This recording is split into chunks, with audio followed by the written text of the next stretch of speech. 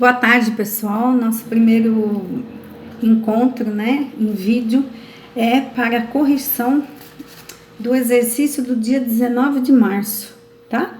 Essa atividade que trazia um poema do Manuel Bandeira. O Manuel Bandeira é um autor muito importante brasileiro da época do modernismo. Ele vai propor várias mudanças em relação à poesia. A estética do poema do Manuel Bandeira é uma estética bastante simples.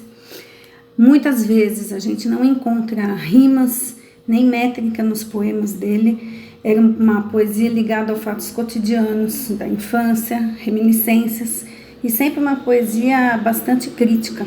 As poesias do modernismo brasileiro, elas têm essa característica. Elas têm uma reflexão, elas provocam um pensamento no leitor, por mais simples que elas sejam, tá? Esse poema aqui, então, do Manuel Bandeira, a gente tem 8 questões para resolver.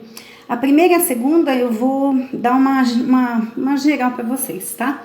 As características literárias e não literárias do texto. Então, como a gente já falou, é característica literária o fato de ser um poema, tá? Um poema está inserido na poesia, numa linguagem poética mais subjetiva, mais reflexiva, apesar da característica não literária desse poema, que seria o quê? A simplicidade do vocabulário e o fato dele fazer a junção, o link entre um poema e uma notícia de jornal. A notícia de jornal é um gênero textual ligado à objetividade, à informação. Então, ele não é uma característica literária, tá?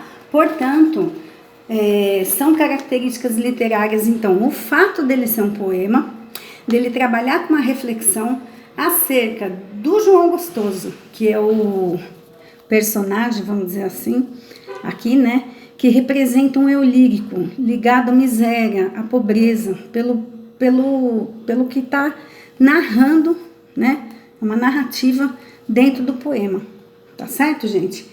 E a característica não literária é exatamente isso, o fato dele se referir a um noticiário, a um jornal, a uma notícia cotidiana, do dia a dia, sem nenhuma romantização, sem nenhuma poeticidade maior, tá? Porém, quando nós lemos o poema, a gente percebe que existe toda uma questão sociológica, toda uma crítica social, crítica econômica, dentro dessas simples palavrinhas. Então, de uma maneira muito tranquila, de uma maneira muito calma, a gente vai ter exatamente essa reflexão que nos causa, tá? No leitor, ok?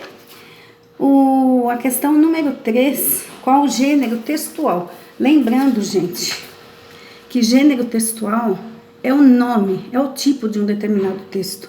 Não é classificação, tampouco tipologia, tá? Então, vamos relembrar. O que é um gênero textual? Qual é o gênero textual desse texto que eu lhes apresentei? Como o próprio nome diz, pessoal, é um poema, tá? Então, o gênero textual dele é um poema, ok? E aí a gente parte para a segunda, para a quarta questão, que a gente vai ter a classificação. Gente, relembrando, classificação de gênero textual. Tenho 3 possibilidades. O gênero textual verbal escrito, utilizado apenas com a linguagem escrita. O gênero textual verbal oral, que é quando eu falo, tá? E o não verbal é quando eu utilizo símbolos, quando eu utilizo números. Tudo que seja uma linguagem que nos remeta à interpretação. Então, nesse caso, a classificação desse gênero é exatamente o verbal escrito, tá? Unicamente. Depois, em relação aos elementos da narrativa, quais as marcas de espaço? O que são marcas de espaço, como a gente viu nos elementos da narrativa?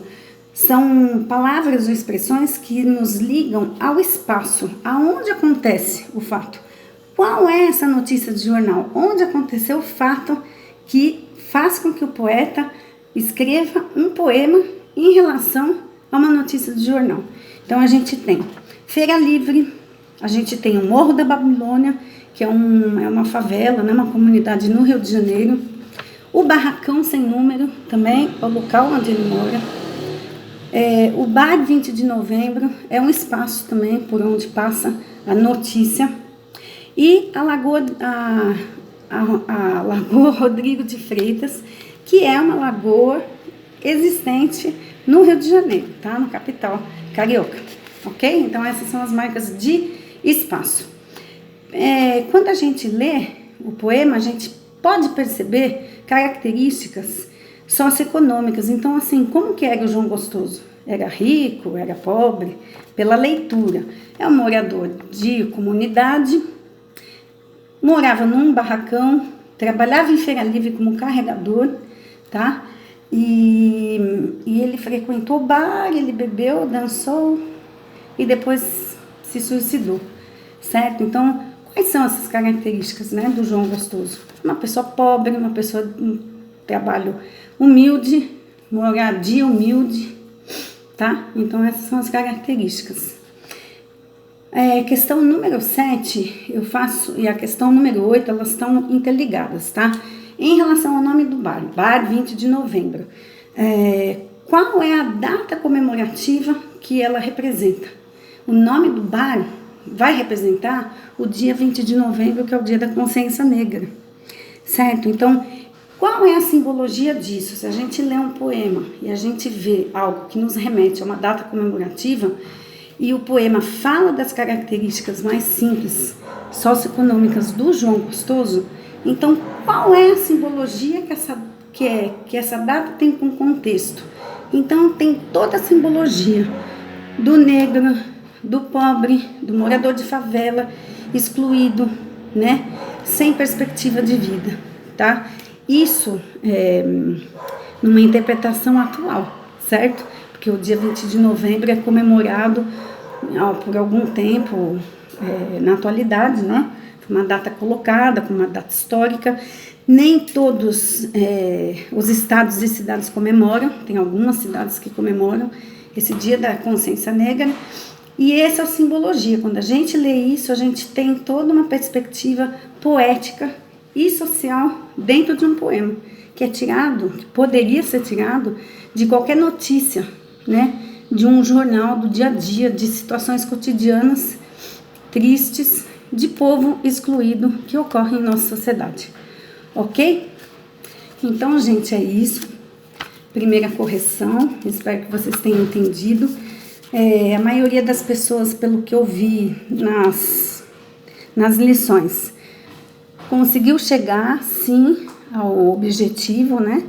E também, o que vocês mais fazem confusão, meninos, exatamente em relação a você determinar o gênero textual e diferenciar a classificação, tá, turminha? Então, sempre lembrem-se: gênero textual, poema, gênero textual, notícia, classificação do poema, verbal e escrito.